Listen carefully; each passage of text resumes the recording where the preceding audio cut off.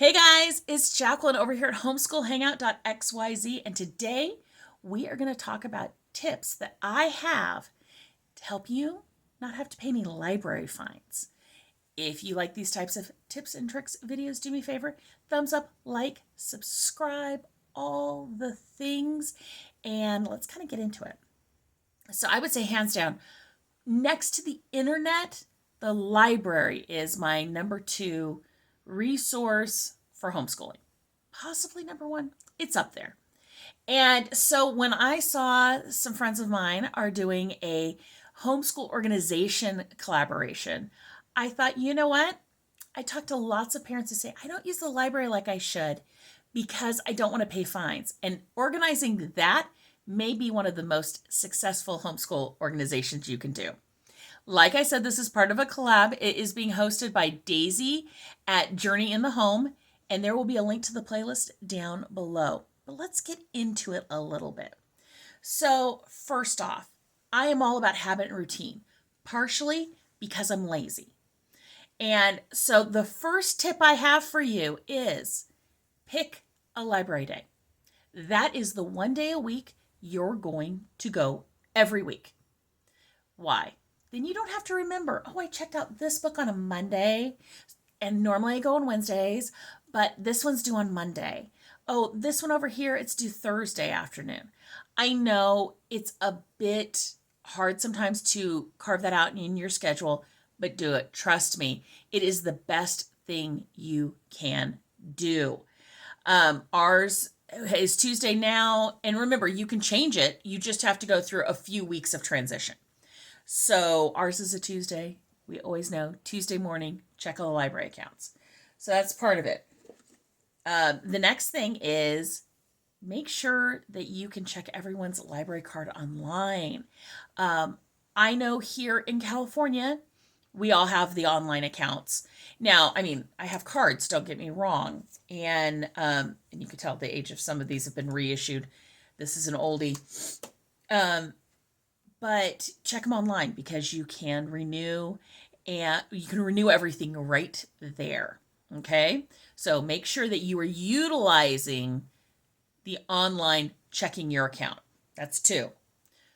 3, automatically renew every book until you can't. Why?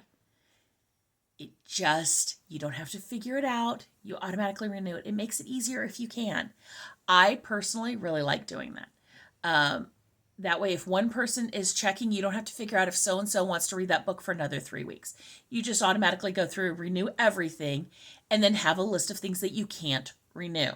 And I say that in my library, you get a book for 3 weeks. You can renew it 3 times if it's not requested. So you can get a book for 9 weeks. Now, I am not saying keep it for then. I'm saying that the person who's doing the renewing just automatically renew everything, because then you don't have to keep track of as much. It's nice. Okay? So that's my 3rd tip. My 4th tip, containerize. Containerize. This is my tip for keeping your sanity in a home with people, including yourself. It just makes my life easier.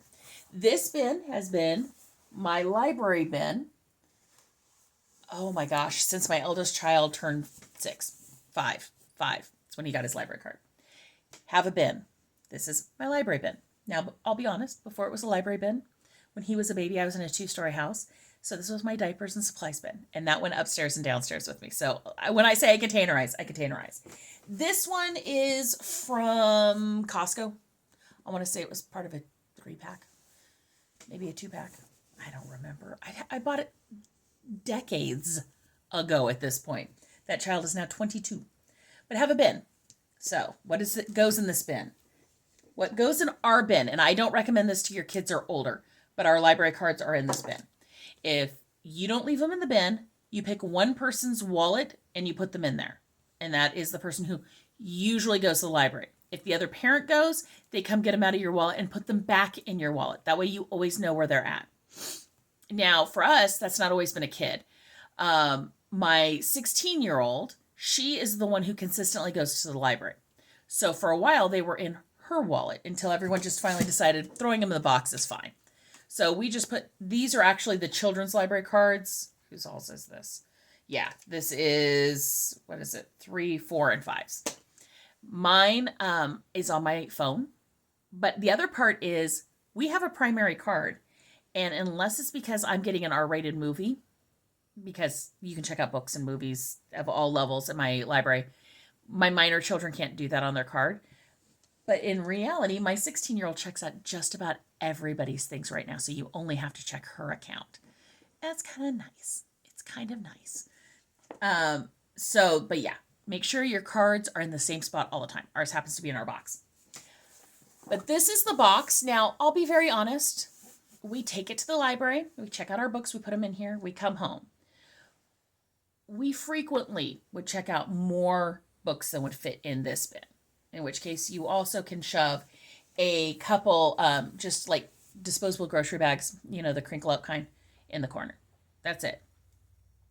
We always put this bin in the same place in our house. And when your kids are little, you come up with different rules. Right now, my kids come home, empty out all the books out of the bin, so you could have a second bin. But now they all go on the shelf next to it. Now my children are all older. When they were little, they didn't. They stayed in the bin. And then what happens is, as they finish reading their books, they get put back in this bin. And one, it stops you from having to look everywhere in your house if you have a bin or a bin in a shelf. But two, the other thing is, as you finish this book, so this book's actually for me. This is Robert Massey's Catherine the Great. If you have older children, I highly recommend them. He has a 4-book series on the Romanovs. But when you're done with them, you put them back in the bin. That way, you don't have to wonder, was I done with that? And now we do the cheater thing. So let's say the 16-year-old. She puts all the books she's done with in her bin. In the one bin. Then the siblings come by and look and go, okay, so, Nerdpud's done with that, but I want to read it. So they'll pull it back out of the bin and put it back on the shelf because they're not done reading it. So we do that too, of when you're done with it, you put it back in the bin to be returned. If someone else wants to read it, it is their job to check that bin to pull it out before it gets returned. Okay, so a bin, books come home in, books leave in. That's another tip. If you read a lot of books, I recommend you take a picture before you return your books. You got a cell phone, it's easy to do. Why, Jackie? Why would you do something so mundane as that? One of the ways to avoid fines, if you are in my library system, we can turn in so many books at a time.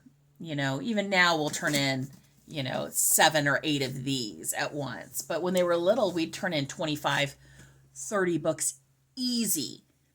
And they weren't all books that were due that day. They were, we're just done with it. We finished it. And the librarians would check back in the books and would miss one. Well, because we would request books from other libraries, they'd automatically go back to that library. Because we're like, we're pretty sure we returned this one. We don't think it's lost in our house anywhere. We're pretty sure we returned it. And they go, well, let's go check the shelf. Well, if it got sent back to another library, it wasn't on the shelf. You had to do a trace and everything. And then if you're like me, I'm like, my kids returned so many books. I don't know if it's lost in my house or if we returned it.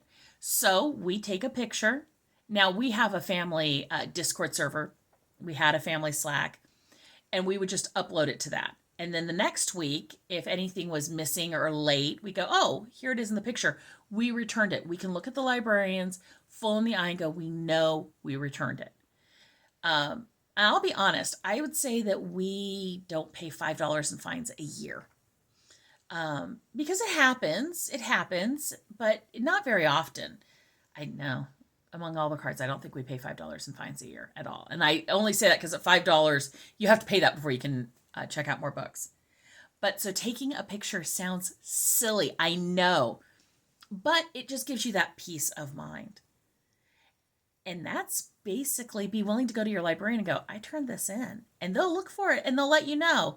Even if you're not sure and you think there's a chance you returned it, say something to your librarian and they'll put a trace on it and they'll see if they can find it for you. But remember, they just get so many books in, sometimes they can miss it. They are not perfect either. But that's basically it. Containerizing, renewing everything online, going to the library the same day every week, having a central location. Now, I also recommend if you have small kids, one more tip, limit how many books they can take at a time from your book stash. If you're like me, I did Story of the World. We found out very young that you could check out 25 books per card, but technically they'll give you a grace because they assume you've turned in a lot of books. So in theory, you could get up to 50 books a card. Yeah, and I know that we've checked out a lot of books at a time because we'll read about Egypt and I'll check out 15 books for a unit. And every kid will read a different amount of what? Well, limit how many books your kids can take in their rooms or somewhere in the house. Because start building that habit of, I took 2 books, I need to bring 2 books back before I get more.